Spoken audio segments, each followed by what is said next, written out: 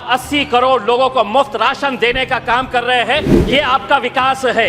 आपने खुद ने कबूला है 10 साल की आपकी उपलब्धि क्या है। यानी कि सरकार खुद मान रही है कि 140 करोड़ की आबादी के अंदर 80 करोड़ लोगों को हम मुफ्त राशन देने का काम कर रहे हैं। यानी कि 80 करोड़ को मुफ्त राशन दे रहे थे, 25 करोड़ को आपने गरीबी रेशा के ऊपर उठाए हैं। 10 साल के अंदर 105 करोड़ लोग यानी कि गरीब थे, ये आप मान रहे हैं। आपने ये कहा है कि हम 3 करोड़ घर बना रहे हैं। मुझे क्यों शक हो रहा है आपके आंकड़ों के ऊपर, जब आप बड़े बड़े उद्योगपतियों का पैसा माफ कर रहे हैं। मेरे चुनावी क्षेत्र औरंगाबाद के अंदर 3,330 ऐसे सरकारी स्कूल हैं जिनके ऊपर पक्की छत नहीं है, टीन के शेड के नीचे ये बच्चे पढ़ते हैं। हम एसी बंद करने की बात कर रहे हैं और वो तपती धूप के अंदर टीन के शेड के नीचे पढ़ रहे हैं, क्योंकि बजट अनाउंस तो किया जाता है लेकिन खर्च नहीं किया जाता है। आप मदरसों का बजट घटा दिए हैं और आपने प्री मैट्रिक स्कॉलरशिप, यानी कि आपने मदरसे से आपको परहेज है लेकिन बच्चों को स्कूल के अंदर तो जाने दीजिए। आपने प्री मैट्रिक स्कॉलरशिप का बजट भी 433 करोड़ से घटाकर आपने 326 करोड़ रुपीस लेकर आए। तो क्यों आप ये नारा देते हैं कि हम सबका विकास चाहते हैं? आप चाहते हैं कि माइनॉरिटी के बच्चे और विशेषकर मुसलमानों के बच्चे सिर्फ चाय के ठेले लगाए, पंचर बनाने का काम करे, ऑटो रिक्शा चलाने का काम करे, यही काम करे। वरना जस्टिफाई करिए कि आप इतनी बड़ी जो मेजॉरिटी है माइनॉरिटी के अंदर की, उनका बजट हर 5 साल के बाद कैसे कम कर रहे हैं आप? क्या वजह है, क्यों आप इसका बजट कम कर रहे हैं? ये बहुत चुभने वाली बात है। चुभने वाली इसलिए है कि बैंक और राइट ऑफ जो किया जा रहा है बड़े बड़े उद्योगपतियों का, यह आंकड़ा फाइनेंस मिनिस्टर को यकीनन पसंद नहीं आएगा। कितना राइट ऑफ किया गया है 2014 से 2023 तक, तो 14.56 लाख करोड़ रुपए की मैं बात कर रहा हूं। और रिकवरी कितनी हुई, तो रिकवरी महज 14.07% हुई है। यानी कि 86% रिकवरी कब होगी? और ऐसे मौके के ऊपर सिर्फ 30 सेकंड दीजिए। आशा वर्कर्स, आंगनवाड़ी वर्कर्स, ये हर कुछ महीनों के बाद आंदोलन करते हैं।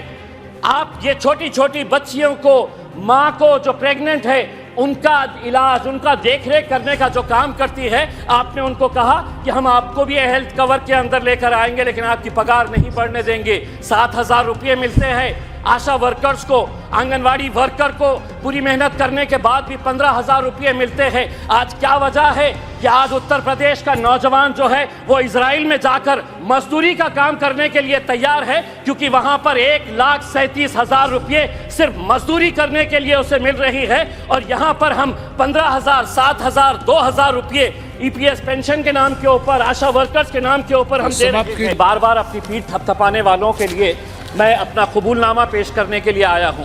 ये फाइनेंस मिनिस्टर निर्मला सीतारमण की बजट स्पीच है सर। पेज नंबर 3 के ऊपर 6 नंबर पॉइंट है, सिर्फ 2 लाइन पढ़ता हूं।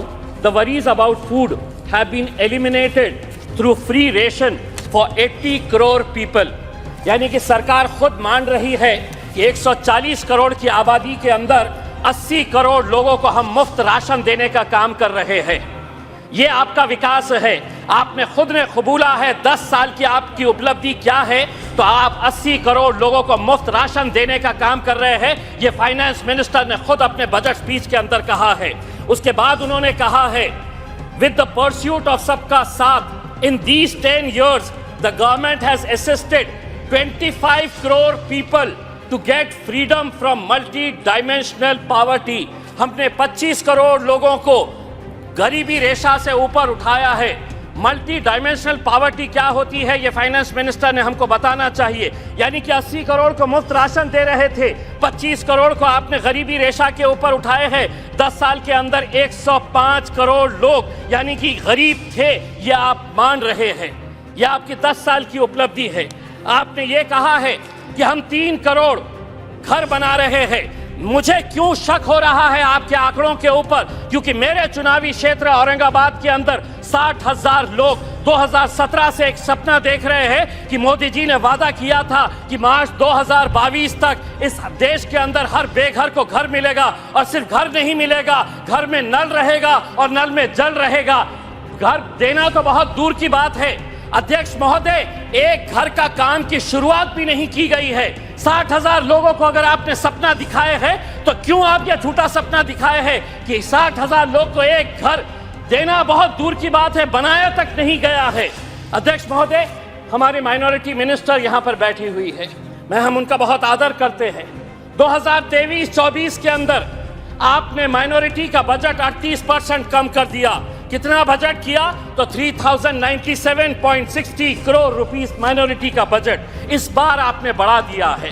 लेकिन हम आपसे पूछना चाहते हैं कि पिछले साल का जो बजट था उसके अंदर खर्च कितना किया गया है, ये आंकड़े भी आप दिखाया करिएगा, क्योंकि बजट अनाउंस तो किया जाता है लेकिन खर्च नहीं किया जाता है।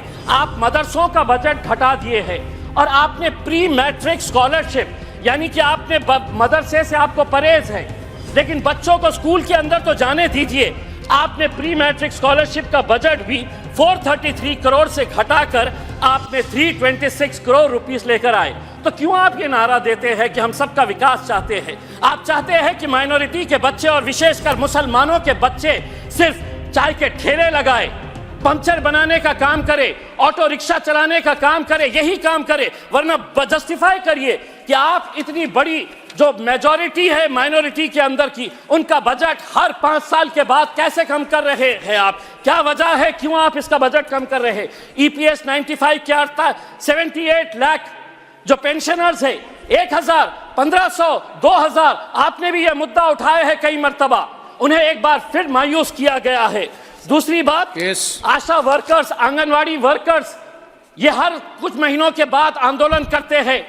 आप ये छोटी छोटी बच्चियों को, माँ को जो प्रेग्नेंट है, उनका इलाज, उनका देखरेख करने का जो काम करती है, आपने उनको कहा कि हम आपको भी हेल्थ कवर के अंदर लेकर आएंगे लेकिन आपकी पगार नहीं बढ़ने देंगे। 7,000 रुपये मिलते हैं आशा वर्कर्स को, आंगनवाड़ी वर्कर को पूरी मेहनत करने के बाद भी 15,000 रुपये मिलते हैं। आज क्या वजह है कि आज उत्तर प्रदेश का नौजवान जो है वो इजराइल में जाकर मजदूरी का काम करने के लिए तैयार है, क्योंकि वहां पर 1,37,000 रुपये सिर्फ मजदूरी करने के लिए उसे मिल रही है, और यहाँ पर हम 15,000, 7,000, 2,000 रुपये EPS पेंशन के नाम के ऊपर, आशा वर्कर्स के नाम के ऊपर हम दे रहे हैं। 1 मिनट अध्यक्ष महोदय, 1 मिनट।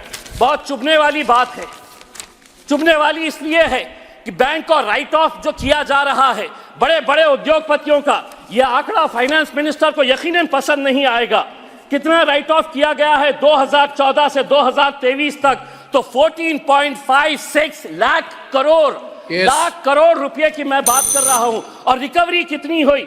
तो रिकवरी महज 14.07% हुई है, यानी कि 86% रिकवरी कब होगी? और ऐसे मौके के ऊपर सिर्फ 30 सेकंड दीजिए, जब आप बड़े बड़े उद्योगपतियों का पैसा माफ कर रहे हैं। मेरे चुनावी क्षेत्र औरंगाबाद के अंदर 3,330 ऐसे सरकारी स्कूल है जिनके ऊपर पक्की छत नहीं है, टीन के शेड के नीचे ये बच्चे पढ़ते हैं। हम AC बंद करने की बात कर रहे हैं और वो तपती धूप के अंदर टीन के शेड के नीचे पढ़ रहे हैं। स्वतंत्र भारताच्या इतिहासात